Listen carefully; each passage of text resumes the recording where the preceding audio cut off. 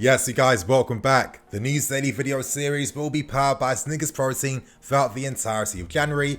And with Snickers Protein, they are determined to get you guys away from the fake stories, the fake news, the general hysteria and madness that normally dominate during these transfer windows. Together, we're teaming up to launch Snickers Protein Fanline, which allows you, the viewer, to get involved by asking transfer-related questions that you guys want to know during this month. To be able to do this, of course, you have to follow me on Twitter and make sure to use the hashtag Fanline, where you can send a comment or even send a video clip too. I'm going to be picking 3 questions daily from Twitter and answering your questions in the News Daily video. Of course, if you're getting involved, you are consenting to using your name and your comment in the video too. But that's not that, you guys. On the 1st of Feb, there is going to be a Transfer Deadline Day livestream show powered by Snickers Protein that will be featured on Ball Street's YouTube channel. It's going to be a 4-hour livestream discussion where, of course, your comments and clips can be possibly featured too. And without wasting any more time, I'm going to be discussing 3 stories today. Hear about the latest updates in regards to Tomori's loan move to AC Milan, hear about Frank Lampard's comments on Hudson Odoi, and I'm going to be speaking about David Alaba and the club's failed attempts at signing the player. So you guys, we've got a ton of things to break down and discuss. Hope you guys enjoy. And without wasting any more time, let's start things by talking about Tomori. Now, reports have come out from Italy. We have an update behind this deal, and it seems like the original 30 million option to buy might not be the case anymore. Reports have come out from all the massive publications throughout Italy, and they're stating that Milan want to revise their option to buy, reducing it all the way down to 20 million euros. So, I mean, that is a massive drop in difference, and naturally, of course, there's a little bit of a stalemate between AC Milan and Marina. Marina wants 30 million to let a player of high potential and ability leave on loan for AC Milan. However, since Milan played against Cagliari, talks have stalled. They are going to resurface again, and reports state that Milan reps are going to be entering talks again to finalize this deal very quickly. Now, is this peak for Tomori? Could we be potentially jeopardizing an amazing loan opportunity for him? An opportunity where he's going to be able to learn and grow and improve as a player? I don't necessarily think so. For me, I think this is a good transfer tactics from AC Milan. Now, today we saw Maldini speaking about Tomori, and of course, that's a great PR move. You're putting pressure on the club to let Tomori leave because, of course, Tomori, he's already set his heart on signing for AC Milan.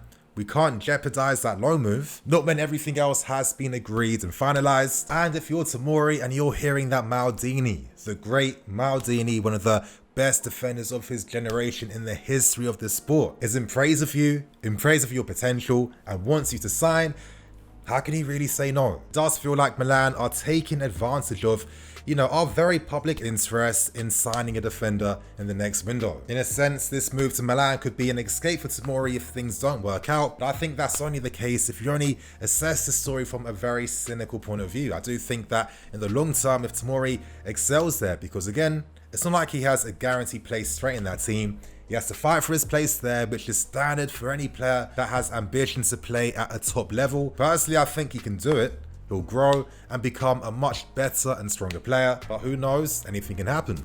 I don't personally feel that, we're destined, guaranteed to be losing Tomori. I think in the long term, it's going to benefit us if he does excel, because there could be a future position in the team for him. And I'm sure you guys would agree with me that we'd all be here for this. So good luck to Tomori. Hope this move gets done quickly.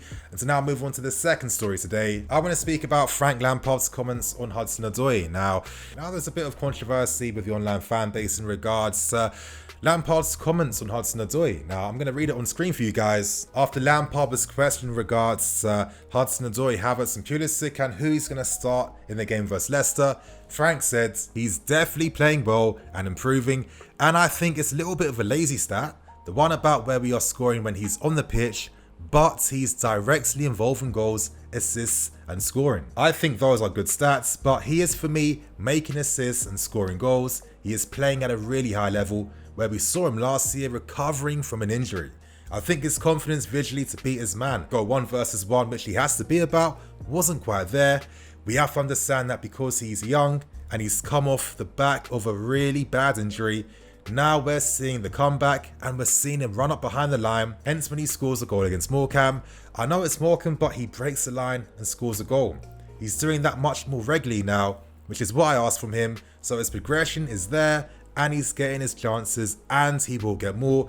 At the end of the day, and I've said this after the game the other night, Pulisic came to the club and had in the end a really good record of goals and assists, the best in his career by the season. I mean, I can go on. If you guys want to read it for yourself, it's on goal.com. But you know, the reaction to a lot of the fan base was a bit mixed. Lampard's quotes resonated differently to different people. I can't speak for them. I can only give my thoughts and opinions. And I think one thing for me is that when it comes to developing young players, there's not a rule book. Every player is their own individual, and sometimes you need to have a tough approach with certain players compared to other ones. I think Mourinho, for example, is a master at getting the best out of players by encouraging them, and that's because he understands their personality type and, of course, the best way to boost their confidence and get them to those levels. I think one thing that we've noticed throughout this season is that Lampard is not being patronising at all with HUDSON ODOI.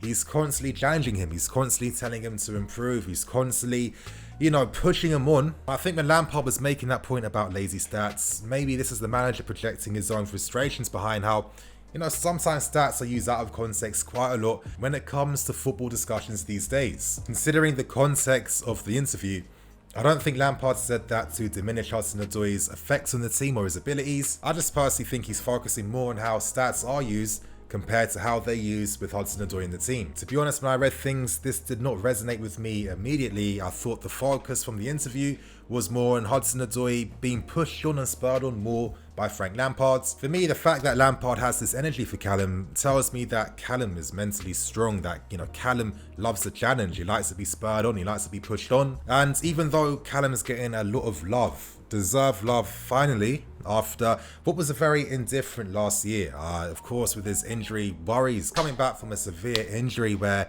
he had multiple knocks and, you know, picking up things like COVID as well, you know, some affairs in his personal life that did not help him too. This was a very difficult year for Callum. So in a sense, this season is like a reset on all the negativity, all the hardships. It's about moving on, focusing on football. And I think in the end, this approach from Lampard is going to get the best out of Callum because we're already seeing signs of the evidence for this season already. So guys, we now move on to the third and final story. I want to speak about David Alaba, and the reason why I'm speaking about this is, you know, even though we do know that he's close to signing for Real Madrid, I mean, he's basically done it. He signed a pre-contract agreement in early January, which was confirmed by Fabrizio Romano. And you know, what I liked about that report in particular is that big news correspondents, of course, a lot of times their connections and their contacts means they're getting info on these deals way in advance, but due to how risky any move can be, you can't just publicly disclose this information, potentially jeopardizing any moves. So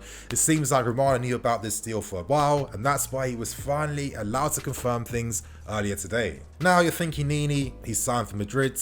When did you become a Madrid fan channel? What's happening? The reason why I'm speaking about you guys is what it means for our future centre-back options, because as it was revealed, Pini Zahavi had been pushing him out to clubs, and the news came out suggesting that we actually tabled an offer to sign Alaba. So, you know, the reports were correct. We really were making a big effort to sign him for very good reason, and that reason is we need a successor to Thiago Silva. We need a defender that is able to kickstart the first phase of the attack, that can play between the lines, that can play those accurate balls from deep, to find runners in behind as well, to play the type of football we want to play that's really emphasizing the speed.